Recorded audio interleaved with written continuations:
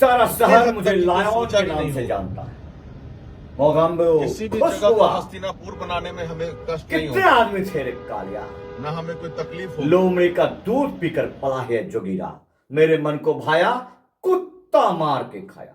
ये तमाम डायलॉग मुझे लगता है कि उन चीजों को अच्छी तरह से स्मरण कराता है जिसकी वजह से फिल्में हिट हुई है और तमाम कलाकारों को फिल्म फेयर जैसे बहुत सारे पुरस्कार दिलवाए हैं, जिनमें से बहुत सारे ऐसे नाम हैं जिसमें गुलजार साहब हैं, कादर खान, जिनका नाम स्मरण आते ही आपके मन में एक रोमांच पैदा हो जाता है। अमिताभ बच्चन जैसे महासदी के महानायक के पीछे अगर कोई है तो ऐसे ऐसे कलाकार हैं, ऐसे ऐसे लेखक हैं जिनके विधा की वजह से आज ये सब आसमान की ऊंचाई पर है।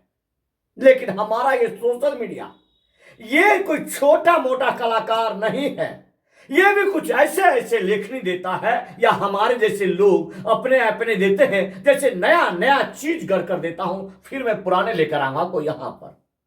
जैसे अब यूं कहें कि छप्पर पर फूस नहीं और विधायक मांगे घूस, विधा घर में खाने को आटा नहीं और विधायक मारे चाटा, घर में खाने को आटा नहीं विधायक मारे चाटा। उतने हद तक तो बाप सोचा का भी नहीं रहा, होगा। बाप का रहा कैसन किसी भी जगह को अखबार, हस्तिनापुर अब बेटा बनाने कर में रहा हमें है यहाँ कष्ट नहीं बवाल। ये सब हमें बातें कोई तकलीफ विधायक संजीव पर जाके टिकता है।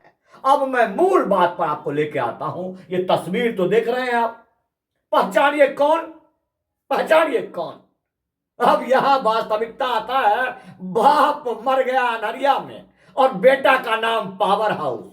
बाप मर गया उतने अनहरिया हद तक में कोई और सोचा भी बेटा नहीं का होगा। नाम पावर हाउस।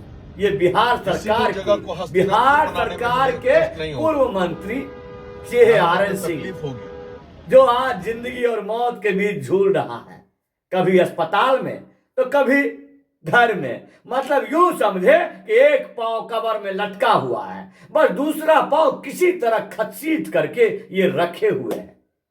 ये ताजा तस्वीर भिजवाया है मेरे पास कि अब हम नहीं बचेंगे, अब नहीं बचेंगे। उसके वजह से जो हमारे कुल में नाशक पैदा हुआ, क्योंकि समय के साथ बाहुबली रहे, भ्रष्टाचारी रहे, लेकिन जैसा भी रहे इतना आरोप तो नहीं लिया आरएन सिंह। हारता रहा, जीतता रहा, धमकाता रहा, हत्या करवाता रहा, लूटता रहा, लेकिन इस तरह बरबोलापन तो नहीं दिखाया। इस तरह तो नहीं बाप मर गया अनहरिया में, इस तरह बेटा पावर हाउस बन के आज हस्तिनापुर बनाने की बात तो नहीं करता है। हस्तिनापुर बना पाओगे क्या? अरे इंद्रप्रस्थ बना पाओगे? तुम्हारे साथ कोई भगवान है जो तुम इंद्रप्रस्थ बना लोगे, हस्तिनापुर बना लोगे? कैसे? तुम तो कुरुक्षेत्र बनाने की बात कर रहे हो और तुम्हारे जैसे राक्षस में इतना दम कहां से आएगा। चलिए हम सिर्फ यहां बात करना चाहते हैं, यहां बात करना चाहते हैं कि आज जो देख रहे हैं ऐसे दुराचारी राक्षस को, ऐसे दुराचारी राक्षस को जिसने लंका की स्थापना की, पर्वता जैसे ऐसे क्षेत्र जो आजाद भारत का एक ऐसा हिस्सा है जो अपने आप में परिपूर्ण एक विधानसभा है। पर्वता जो खगड़िया से सुदूर होने के बावजूद भी गंगा के तराई में भागलपुर के कंठ में बसा हुआ कलकत्ता, जहां पर अजगैबीनाथ मंदिर है, जहां पर सुल्तानगंज है, जहां से महादेव के लिए संपूर्ण रूप से सबसे पसंदीदा जल अजगैबीनाथ से उठकर जाता है, उसी के इस पार ठीक बसा हुआ पर्वता, उसी पर्वता की मैं बात कर रहा हूं जहां की विरासत की बात आज आपके सांसद महोदय वहां देश के सबसे बड़े, दुनिया के सबसे बड़े पंचायत पर्यावरण उठा रहे हैं और कह रहे हैं मैं इस क्षेत्र का उत्थान करूंगा। मैं उसी पर्वता की बात करता हूं, मैं उसी पर्वता की बात करता हूं जहां पर्वता के नया गांव में एकदम साधारण परिवार से उठ करके ये पर्वता का रावण आज कहां पहुंच गया, उसका सिर्फ एक लक्ष्य हमें अथाह संपत्ति एकत्रित करना है, बात की नाम लेना है, विधायक बना, अच्छे से इलाज बना और फिर शर्त के साथ इलाज जिसको डॉक्टर बना। और भाई साहब पीछे इलाज कभी नहीं कोई करेंगे, आदमी, कोई लुटेरा, कोई राक्षस, कोई डाकू, कोई मवाली, की तरह दुम दबाते थे और ये अभी नहीं बन चाहता गए है कि लेवल हमारा किधर बच्चा से ऐसा हो। सकते हैं। अगर ऐसी सोच वैसे हो लोग कि आरएन सावधान सिंह हो को, जाए। तो उसको एमबीए नहीं करवा तो देता है। आमने सामने की लड़ाई बहुत लड़ने सारे वाले से हैं। कोर्स है वो हमको करवा जरूरत देता है। पड़ेगा शस्त्र उठाने इसको का, तो शस्त्र उठा डॉक्टर करके की हम खुद पढ़ाई ही क्यों करवाया, ऐसा सोच नहीं रहा होगा इस राक्षस का कि हम डॉक्टर की पढ़ाई करवाएं, लेकिन वो राक्षस जिसे देख लिया कि वो शोहरत, जिस शोहरत के दम पर एक मवाली, एक गुंडा, एक लुटेरा पाता है, वो क्यों करता डॉक्टरी, क्यों करता नर सेवा, नारायण सेवा, क्यों करता जन सेवा? तो आज ये इस तरह के षड्यंत्र कर रहा है।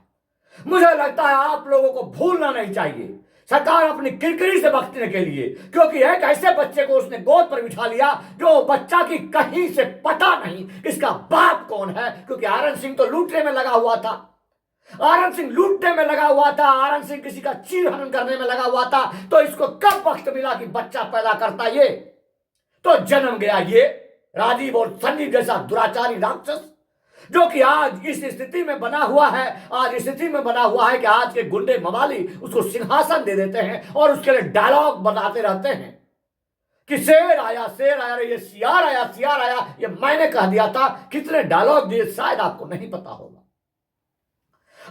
कहीं से अब तो लगता नहीं है कि मुझे एक शब्द भी गाली देने की जरूरत है, लेकिन अभी भी उसके कुछ नाजायज नस्ल के जो छिटके हैं वो हरामजादे कोशिश करते हैं हमारा समय खराब करने का। फिर भी उसका बाप की देखिए, उसका बाप, ये तस्वीर मिलाइए, जाइए आप। मुझे लगता है कि मुझे जो कहा गया है कि अब मैं मैदानता में हूं, अब नहीं बच पाऊंगा भगना राम, माफ कर दो मुझे। लेकिन इस कंस मामा को कौन माफ करेगा? इसकी तो जिस समय चिता जले उठेगी, जिस समय इसकी अर्थी उठेगी, उस समय लाखों लोग घड़ा फोड़ रहे होंगे अपने घरों से। इस राक्षस के लिए इसके मातम में भी हाय कारा उठेगी, लोग खुशियां मनाएंगे। लेकिन लोगों की खुशियां कितनी रहेगी, क्योंकि 2 राक्षस को इन्होंने छोड़ दिया, 2 राक्षस को।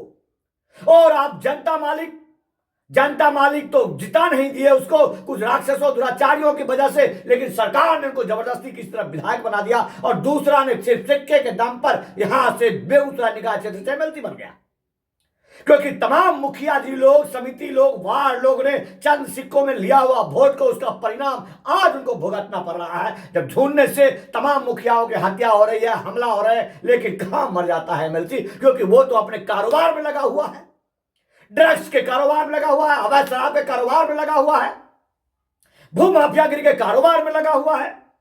तमाम इसके सहयोग करने वाले लोग, तमाम इसके सहयोग साथ देने वाले लोग के बैकग्राउंड में जाइए, अगर एक भी सही किसान, मजदूर, जवान आपको मिल जाए तो कहना तमाम वो दुराचारी राक्षस हैं जो भूमाफियागिरी की कारोबार करते हैं, शराब की कारोबार करते हैं, हत्या कारोबार करते हैं, लूट का कारोबार करते हैं, वही लोग इसके साथ, और वही लोग सोशल मीडिया पर इसकी जयकारा कर रहे हैं।